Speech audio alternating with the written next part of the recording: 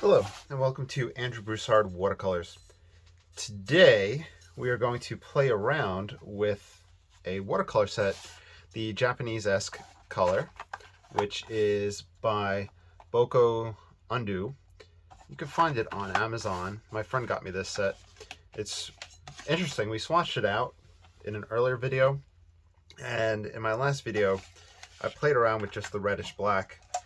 So today, I'm going to play around with the yellowish black. So I'm going to flip this over, and we're going to get to it. This is the Stonehenge Aqua, the 100% cotton, 140 pound. And my approach, my idea behind this is mainly to experiment painting out of pans and just using some different types of watercolor tools and brushes, and see what I can learn and gather from that. One thing that seemed to help with the pan was to pull directly into another container, and then from there I'll lighten things down, water things down. Okay, so that being said, I think we'll just experiment with not a landscape. I'm thinking either making up a still life or figures. Why don't we just make up still life? So we'll do the classic grape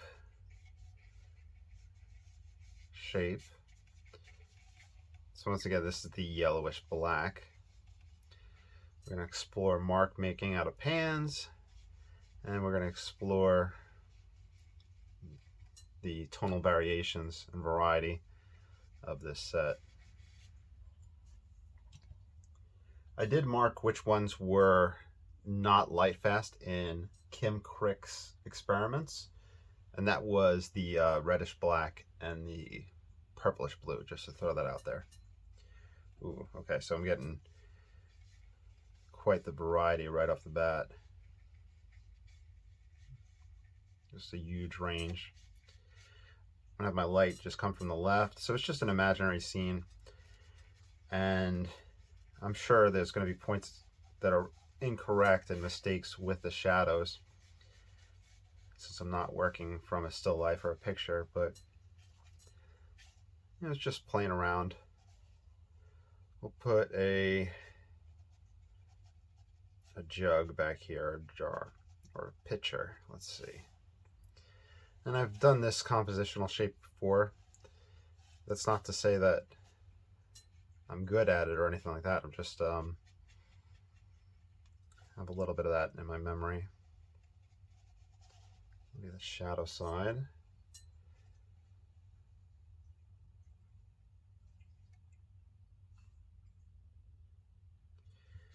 And I've put an apple in the past, I think right here. If you go to Michael's or Hobby Lobby, you can get the fake fruit. I don't know if they have them at Walmart, the fake fruits.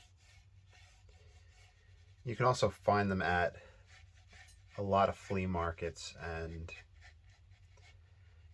other locations. Where else can you find fake fruit? You can buy real fruit, of course.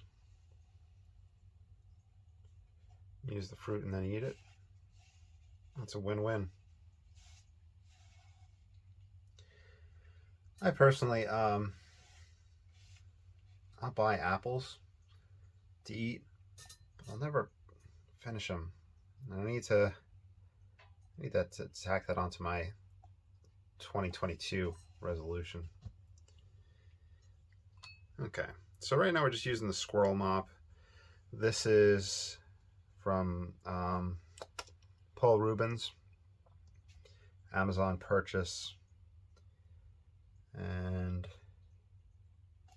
it's a number 6. I think I paid between $16 to $20. Passing over that side, but I'm not liking that cauliflower effect that I'm getting there. Okay. Let's get a light wash, create kind of a vignette. And I'll do the kind of what they call it, negative painting. Negative painting is when you're painting the area around the object and building up the shape of the object by painting the space around it. And try to get some highlight concepts for the grapes.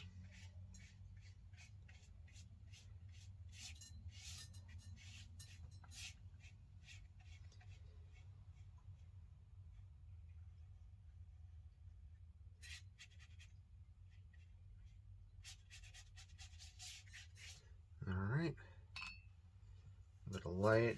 We get the table that they're resting on. Bring the reflection of that jug to that table. Let's round this guy out. Put in the dark areas. Shadow.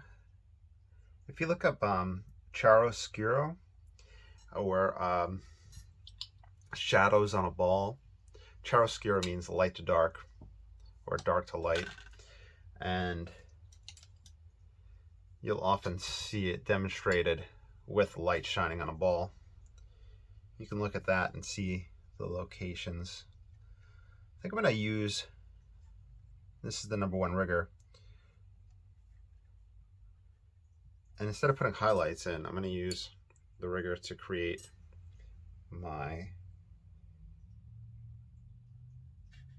darks. Just trying something different. A little bit of stems.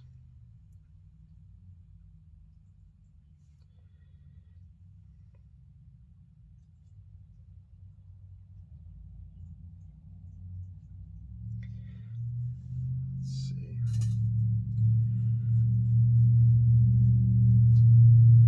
I'm gonna try something drastic. Let me do a dry off real quick. I'm gonna pause the camera. All right, so before I jump into the next part of the experiment, looking at this color is a good color for studies and for monochromatic painting. This is the yellowish black. Definitely not yellowish. It's more olive green for me, but it's nice. I'm gonna grab this is a silver black velvet.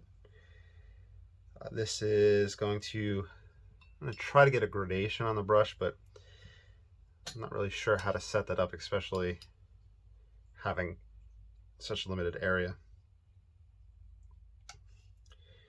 And we're dead center right there, but let's see.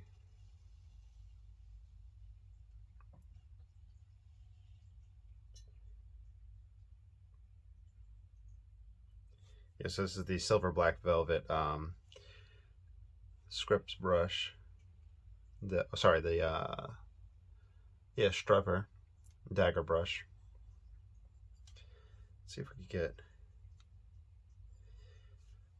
thicker concentration, just get some leaves going. Expressive marks.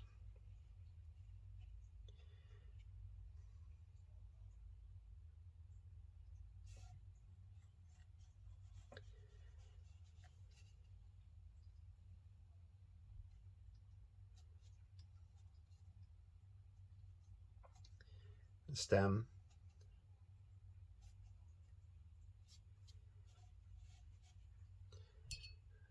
Water it down a little bit. Probably a little too watered, but it's whatever. Just having fun.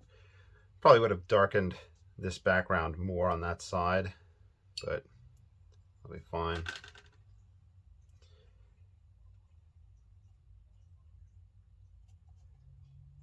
Darken this side.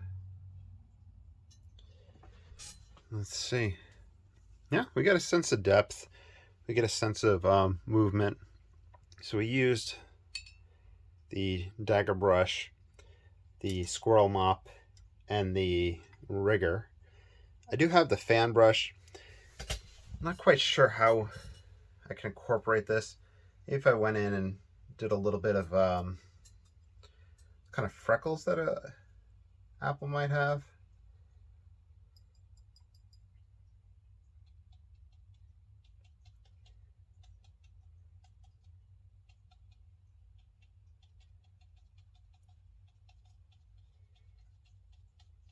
A little bit of texture. We can do textural strokes with this to give us almost a surface. If you had the grain of wood.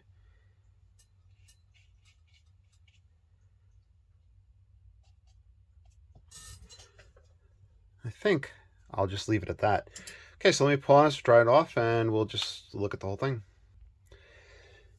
Okay, so once again, this is the Japanesque yellowish black. This is me just experimenting, painting from pans. Please like, subscribe, follow. Feel free to follow along. Leave comments down below if you have any questions, things you want me to address. And if you'd like to support this channel, I have a whole bunch of links down below. So far we've looked at the reddish black and the yellowish black. And I think I prefer taking the still life approach to these. We might do that in the next one, or just figures dancing, and we'll play around and move away from landscapes with painting from pans. All right, y'all have a great day and take care.